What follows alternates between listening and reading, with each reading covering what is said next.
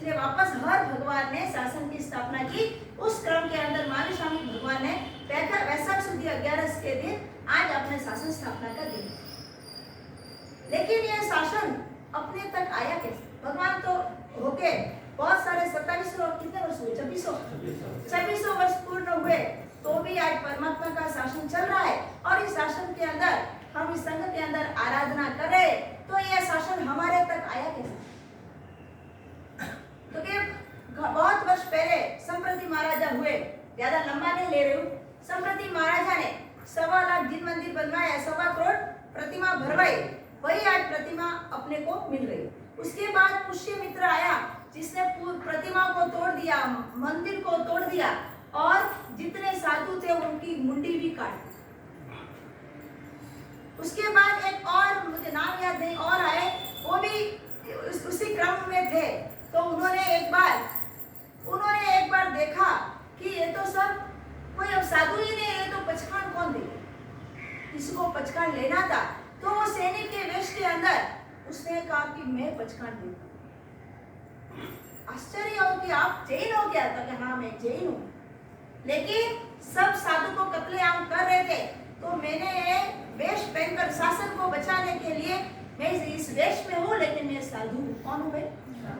उनके मुख से पचखान लिया और उसके बाद कुमारपाल महाराजा और वापिस हेमचंद्राचार्य के, मतलब हेमचंद्राचार्य उनके गुरु थे, और कुमारपाल महाराजा ने वापिस जाहो जी शासन की, जाहो जलाली की। ऐसे करते करते यह शासन हम तक। एक बार एक गांव के अंदर राजा बौद्ध था, प्रजा जैन प्रजा बहुत, लेकिन राजा ऐसे कोई बौद्ध का पकड़ नहीं, लेकिन बौद्ध धर्म वाला था। इसलिए ब्राह्मणों ने उसको कान पूछी कि सब जैनों को परवादिराज पर्युषण आ रहे, तो उनको पुष्प मिलने नहीं चाहिए, और इन जैनों को भी हराकर बौद्ध के अंदर कन्वर्ट करना है। राजा ने कहा कि अगर आपको ऐसा करना हो तो फिर वाद विवाद किया जाए। उस वाद के अंदर अगर बौद्ध जीतेगा तो सब लोगों को बौद्ध धर्म मानना है, अगर जैन लोग जीते तो जैन धर्म मान, जाओ जला लीजिए।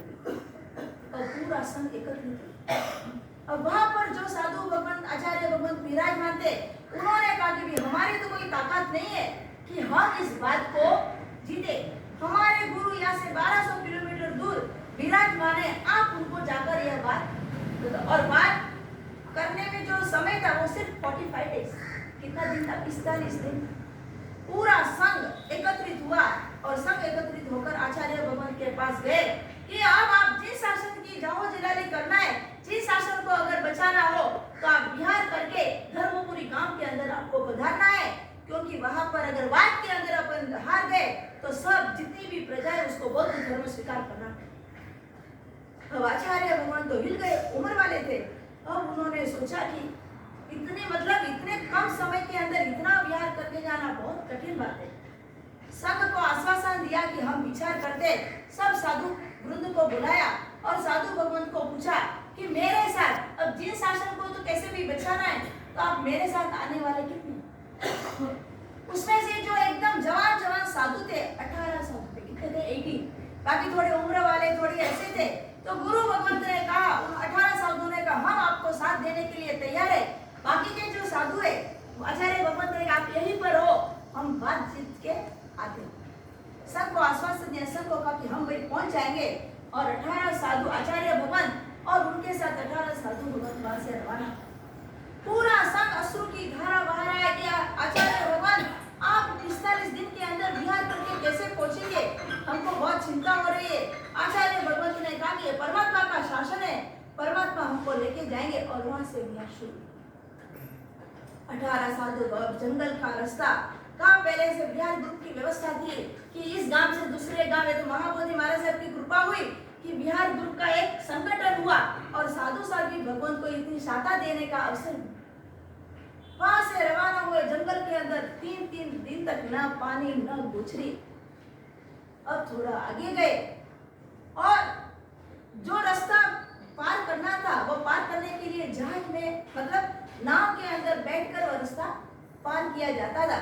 अब आचार्य भगवंत 18 साधु और नाविक जहाज के अंदर बैठे, लेकिन जहाज में ऐसा तूफान आया और नाव डावाडोल होने लगा। और एक साधु जो नाव के नाके पे बैठे बैठे थे वो समुद्र के अंदर गिर गए। हाँ, वो साधु गिरता गिरता कहता कि मुनि गुरु भगवान, आप मेरी चिंता मत करना, आपको आगे कुछ करना, मुझे बचाने भी मत आना, सबको मिच्छामि दुक्कडम, मैं इस जल शरण हो रहा हूँ, मेरी कोई चिंता मत करना, लेकिन आप जिस आश्रम की जाओ जलाली करने के लिए आप आगे बढ़ो। अब वो साधु को जल शरण हो गए 17 साधु, आचार्य भगवान और 17 साधु आगे। आचार्य भगवान निर्याणा कराने जितना भी उनके पास समय नहीं है।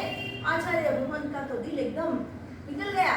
सब साधुओं ने कहा कि अपन तो किसके लिए जा रहे हैं? जिस आश्रम का काम करने के लिए।